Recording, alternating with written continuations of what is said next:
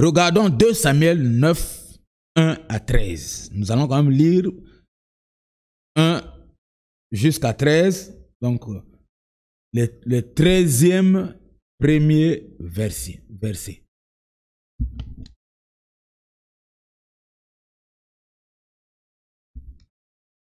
Ok, je pense que tu as trouvé. David dit, reste-t-il encore quelqu'un dans la maison de Saoul pour que je lui fasse du bien à cause de Jonathan?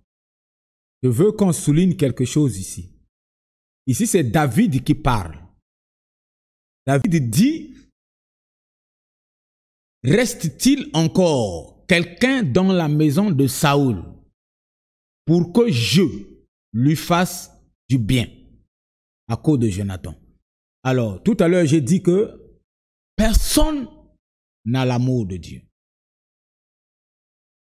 Si la personne n'a pas reçu Dieu, il ne peut pas avoir reçu l'amour de Dieu. Dieu est amour. Lorsqu'on le reçoit comme Seigneur et Sauveur, on reçoit sa qualité, sa qualification, ou bien son identité, ou bien sa personnalité d'amour. Donc, ici, David n'a pas reçu Christ. David est seulement oint. Étant oint, il n'a pas Dieu en lui. Mais il a l'amour qui plane sur lui, mais qui ne peut pas, parce que l'amour qui peut faire du bien à quelqu'un, c'est l'amour qui sort de l'intérieur. Ce n'est pas l'amour extérieur. C'est l'amour de l'intérieur qui est Dieu. Alors, David dit que s'il y a quelqu'un de la maison de Saoul, moi, je lui ferai du bien. C'était impossible que David fasse du bien à quelqu'un. Donc, il avait le sentiment de faire bien, mais il ne peut pas parce qu'il est illimité. Lui-même, il est dans le groupe des impossibilités. 2. Il y avait un serviteur de la maison de Saoul, nommé Tsiba, que l'on fit venir auprès de David. Le roi lui dit, « Es-tu Tsiba ?» Et il répondit, « Ton serviteur. » Ça veut dire, « Oui, mon roi. » Le roi dit, « Y a-t-il plus personne de la maison de Saoul? » Alors que Tsiba était de la maison de Saoul, mais Tsiba était serviteur. Donc, quelqu'un de la maison ici qu'on cherche, c'est quelqu'un de la famille de Saoul. Parce que la maison, ce n'est pas le bâtiment. La maison, c'est une famille. La maison, c'est l'ensemble de personnes. Parce qu'on peut vivre dans une cabane, on peut vivre dans la rue. On peut dormir en famille dans la rue. Ça s'appelle aussi une maison. Pour que j'use envers lui de la bonté de Dieu. Là, David reconnaît que lui n'a pas la bonté, mais la bonté appartient à Dieu qui l'a oint. Or, nous les chrétiens aujourd'hui, la bonté nous appartient. Nous, on peut faire du bien à quelqu'un. On est capable de faire du bien à quelqu'un parce que Dieu a mis en nous. Dieu est descendu et il habite en nous. Alléluia. Les chrétiens sont privilégiés. Tous ceux qui ont accepté Jésus comme Seigneur et Sauveur hébergent Dieu. C'est-à-dire qu'ils hébergent l'amour. Ils sont capables de faire du bien à une personne. Pourquoi tu es toujours méchant, méchante, alors que l'amour, la capacité divine de faire du bien est en toi et que tu n'arrives pas à faire du bien? Comment tu vas justifier ton couronnement? Comment tu vas justifier ton accès au paradis? N'oublie pas, le royaume des cieux qui appartient aux violents, là, ce n'est pas le paradis des... Ah, ça, je te le précise. Hein. Le paradis, c'est autre chose. Le royaume de Dieu, c'est un groupe de quiconque croit et est sauvé. Ça, c'est le corps de Christ. L'assemblée ou un groupe de personnes qui ont accepté Jésus, qui ont été sauvés du péché. Mais le royaume de Dieu est différent du paradis. Parce que le paradis, ce n'est pas le ciel. Le paradis, ce n'est pas le ciel. Le paradis, c'est la base du royaume de Dieu qui est avec nous. C'est-à-dire que ce royaume-là, Jésus dit que c'est descendu et c'est au milieu de nous. Et donc, le paradis, c'est la nouvelle Jérusalem. C'est-à-dire qu'une ville de gloire éternelle. Pour accéder là-bas, il faut être couronné. Je te décourage. C'est-à-dire qu'il faut vivre, faire de l'expérience dans la vie chrétienne. Il faut évoluer dans les 3 niveaux. Ce qui est bon, agréable et parfait. Quitte demander, passe dans chercher et rentre dans frapper. Demander, chercher et frapper. Ce sont les frappeurs qui seront enlevés pour rentrer au paradis. Et tout chrétien demandeur, tout chrétien chercheur, il va passer au jugement. Voilà pourquoi tu dois poursuivre le couronnement. Être né de nouveau ne suffit pas. Le paradis se mérite. Oh, est-ce qu'on peut mériter? Est-ce qu'on mérite? Oui, ne confonds pas la grâce. La grâce, c'est il a envoyé son Fils unique pour que quiconque croit est sauvé. Il y a même une condition. Quiconque croit. Alors, être sauvé, c'est pas avoir accès directement au paradis. Oh, mais le voleur, c'était comme le premier jour. Oui, le voleur a été sauvé et le voleur a été couronné sur place par Jésus lui-même. Il a dit, maintenant, là, tout à l'heure, on sera avec toi parce qu'il a cru. Donc, il a été sauvé et il a persévéré en disant en ouvrant sa bouche, en confessant Jésus. Il a dit à son compagnon que celui-ci n'est pas comme nous. Toi, tu es le défenseur de la parole de Dieu, tu dois le faire. Et ça, c'est en avance vers le couronnement. Quiconque vaincra, nous devons vaincre. Nous devons vaincre la vie de la chair. Nous devons vaincre. Et je crois que tu es d'accord avec moi pour vaincre la vie de la chair. Alors, le roi dit, y a-t-il plus personne de la maison de Saoul pour que j'use envers lui de la bonté de Dieu? Et Thiba répondit au roi, il y a encore un fils de Jonathan, perclus des pieds.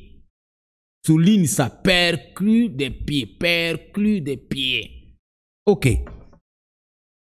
Le roi lui dit, où est-il? Et Thiba répondit au roi, il est dans la maison de Maki. Ça veut dire qu'il est dans la famille de Maki, fils d'Amiel, à Lodébar. Le roi David l'envoya chercher dans la maison de Maki, fils d'Amiel, à Lodébar. Et Méphibosheth, fils de Jonathan, fils de Saoul. Ici, ça veut dire quoi? Fils de Jonathan, fils de Saoul, c'est la lignée royale. Parce que Saoul, son grand-père, était roi. Donc, après son grand-père, devrait être son père, Jonathan. Et après son père, Jonathan, ça devait être lui qui devrait être roi, couronné roi. Donc, voilà pourquoi on dit fils de Jonathan. Jonathan, fils de Saoul. Vint auprès de David, tomba sur sa face et se prosterna. David dit, Méphibosheth. Et il répondit, voici ton serviteur.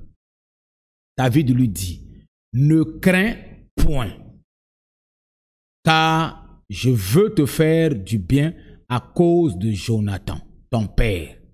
Je te rendrai toutes les terres de Saoul, ton père, et tu mangeras toujours à ma table. Il se prosterna et dit, qu'est ton serviteur pour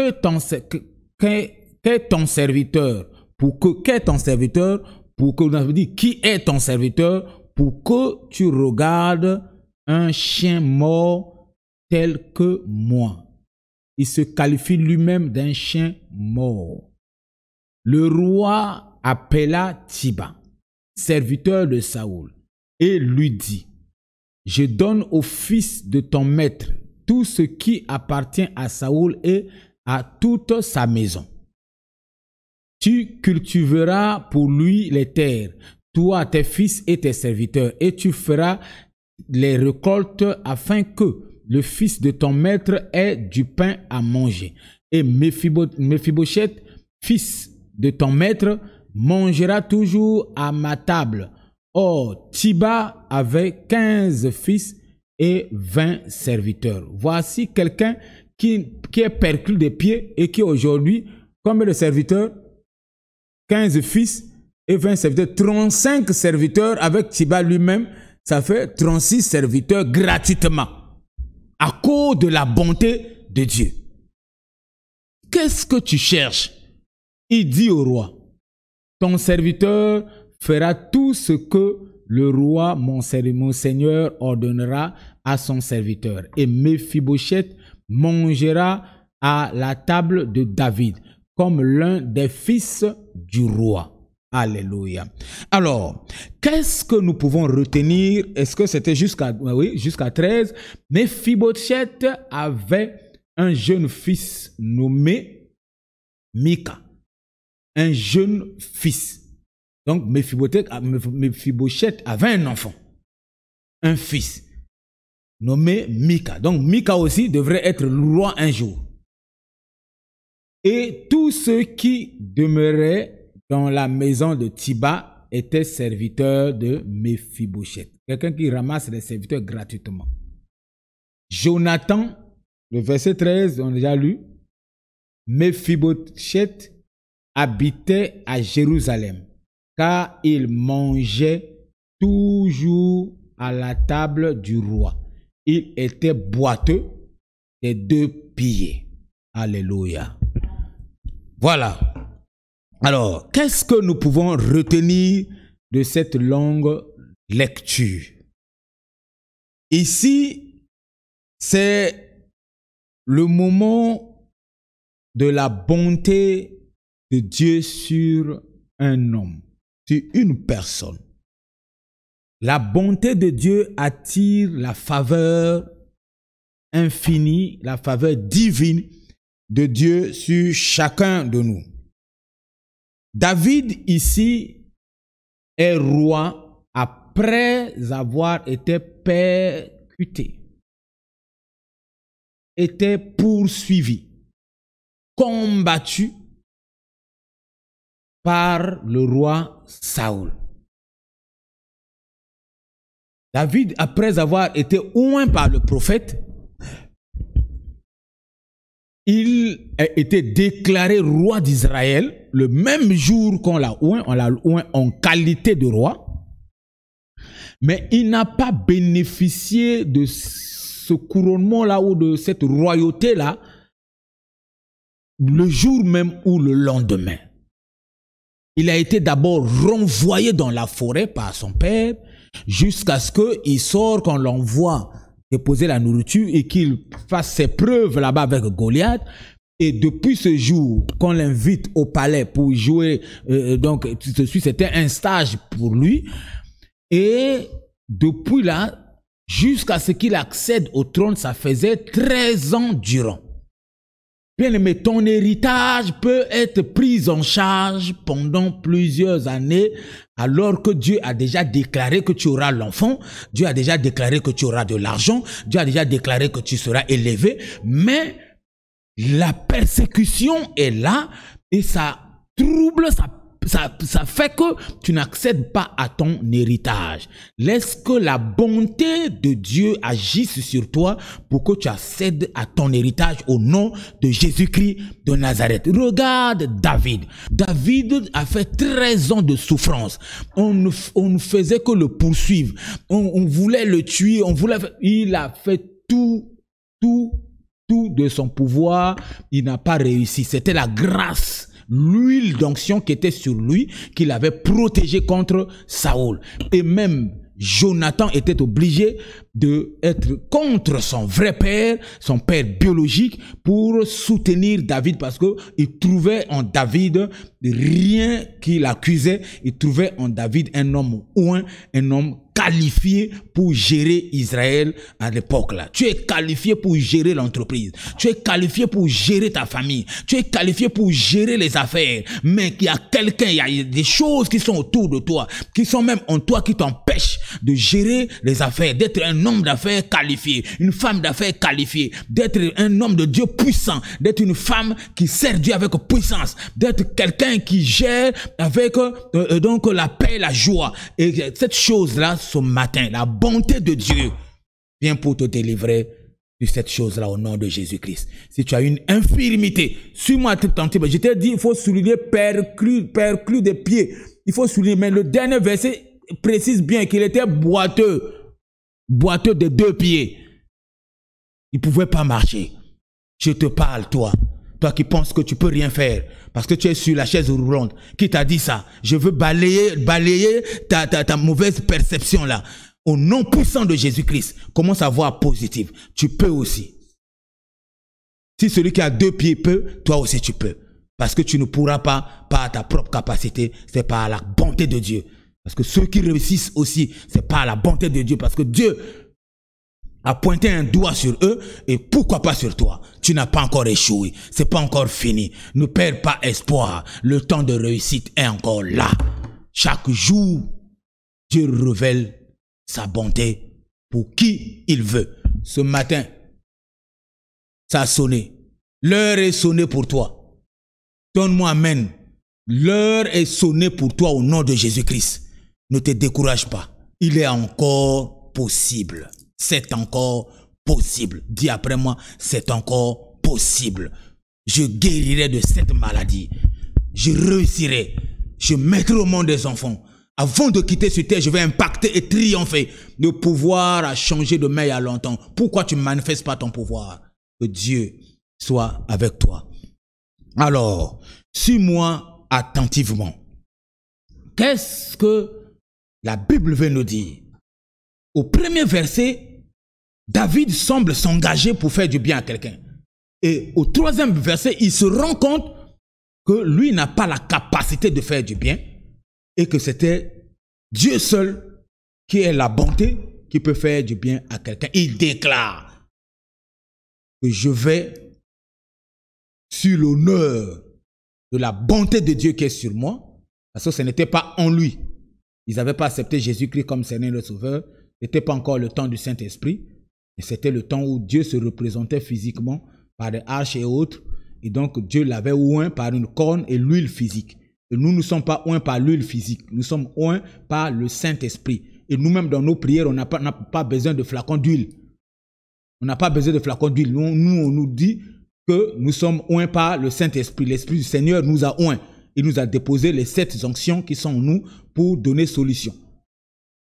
Et donc, j'impose les mains à quelqu'un et il guérit. J'ai pris pour toi au téléphone, tu es guéri. Quel que soit là où tu es guéri. Je n'ai pas besoin de... Si Dieu me révèle d'utiliser quelque chose, on peut utiliser. Mais sinon, c'est le Saint-Esprit qui guérit. Ce n'est pas l'eau, ce n'est pas l'huile, c'est rien du tout. Voilà. Que Dieu te bénisse. À un moment donné, si on peut dire, prends l'eau, ainsi de suite, c'est pour, en fait, identifier l'eau à la Sainte Seine. Parce que la Sainte Seine est une puissance, c'est une force. Et lorsque tu prends l'eau en image du sang, ça dégage ton ventre. Et le serpent qui marche et qui circule dans ton ventre est brûlé par le sang de Jésus-Christ. Car la Bible dit, ils l'ont vaincu à cause du sang de Jésus-Christ de Nazareth. Donc, de temps en temps, on peut utiliser pour ça. Mais sinon, le Saint-Esprit est là pour faire tout en tout. Suis-moi donc attentivement. Alors, humainement, ici, David en tant qu'homme, suis-moi bien. Après 13 ans de souffrance par Saoul, David accède à la royauté. Il dit que sur le trône. Quelque chose nous éthique sur le comportement ou l'agissement de David.